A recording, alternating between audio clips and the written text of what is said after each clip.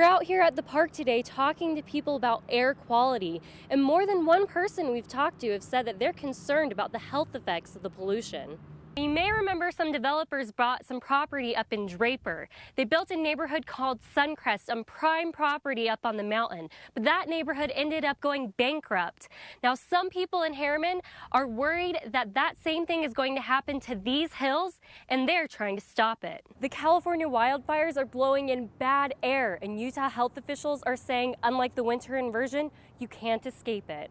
The hashtag is Alexis Strong. Look it up and you'll see thousands of posts from all over the state.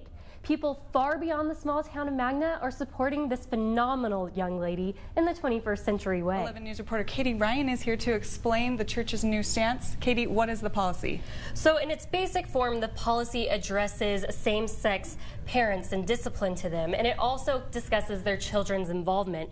And leaders are saying this comes as a response to the Supreme Court ruling legalizing gay marriage.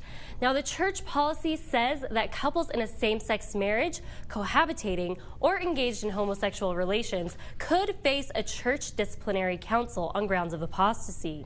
The policy also affects children of those married or cohabitating same-sex couples. It says their children cannot get baby blessings, cannot be baptized until they are of legal age, and once adults, they cannot be living with their parents, and they must disavow same-sex marriage altogether. Church leaders say this is all in the name of keeping families together. And this is about family. This is about love, and especially the love of the Savior and how he wants people to be helped and fed and lifted. And that's the whole motivation that underlies our effort. Elder Christofferson also says that those children will not be excluded from other priesthood blessings, like those for the sick, comfort, or guidance.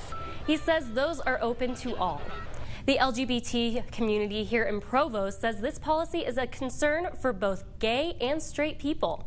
The president of the unofficial club Understanding Same-Gender Attraction says that while the club doesn't take an official stance on any church-related issues, the organization is concerned this only marginalizes the LGBT community more within the church. Level of pain and hurt and confusion and just lack of understanding that's out there for these people. To see pain and confusion added to that is doubly challenging for me. People unhappy about the policy have participated in vigils and protests since the announcement to show support for what they say are the families being pushed away. Katie, is the new policy already in place? Yes, it got put into place on Thursday with the updated handbook. Thanks, Katie. 11 News reporter Katie Ryan is in Harriman to show us why some want this measure to pass and others say no.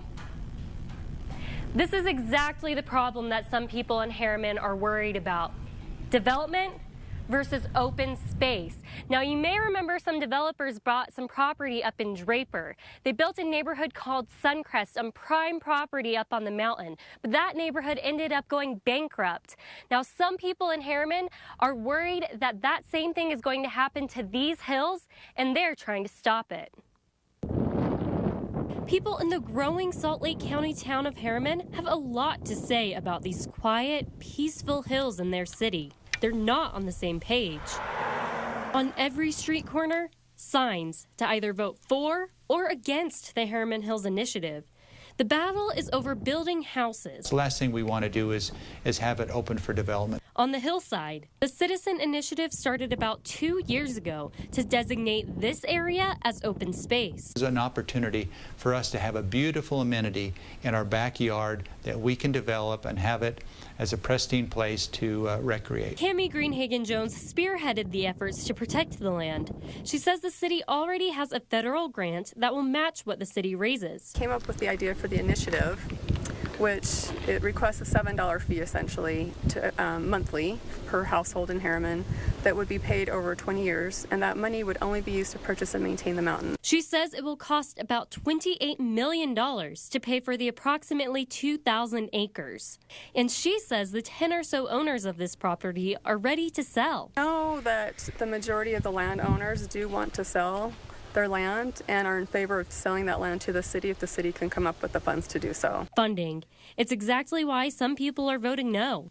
neighbors appear to dispute over how much it will actually cost to buy the land. Roughly $20 million that they'll raise from this, with another $20 million matching funds.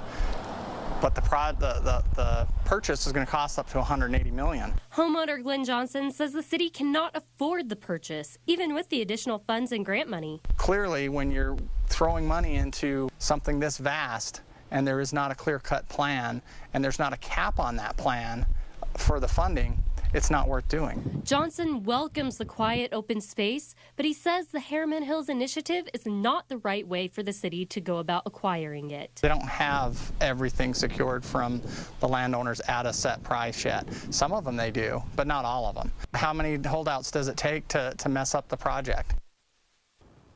Now, the city says purchasing this land and adding that $7 a month fee would actually save taxpayers money in the long run. They say building a neighborhood in this area would significantly raise costs because they'd have to build roads, add water lines, and other utilities up here. That would all raise taxes. In Harriman, Katie Ryan, 11 News. 11 News reporter Katie Ryan is back safe and sound from her spooky attraction. Yes. Katie, what is different about the haunted house you went to? Well, Hills Horror Haunted House is different for a few reasons, but the most unique reason is that all the proceeds are going to charity. Zombies, clowns, and ghouls.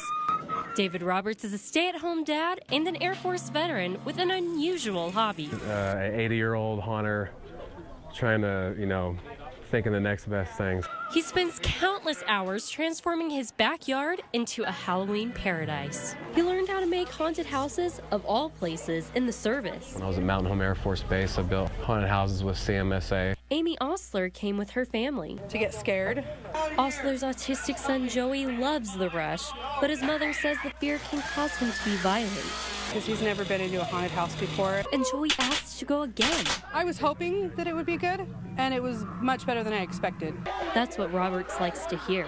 I loved it. It's really cool for a backyard haunt. It's one of the best I've ever seen. Hills Horror Haunted House has no entrance fee. Free, and everybody loves free. Roberts just asked you to bring a canned good to donate to charity. This year, the food is going to Hill Air Force Base's Airman's Attic. The troop of ghouly creatures are all volunteers. It's our big haunt family. We scare people, and it's awesome. It's amazing. And they have as much fun, if not more, than the visitors. It's super cool. The diverse cast of children and adults spook people through a maze of rooms. Clowns, creepy children, and ending with owner David Roberts himself as the demented coroner. But there's always going to be that group of teenagers or even sometimes adults that come through that we'll go to town on them.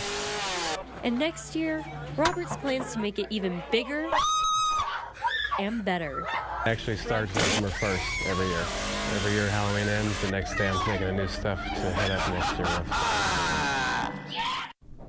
Amy Roberts told me that they have collected more than 1,500 pounds of cans for charity already this year. Wow. Katie, how much time does it take to get the backyard ready?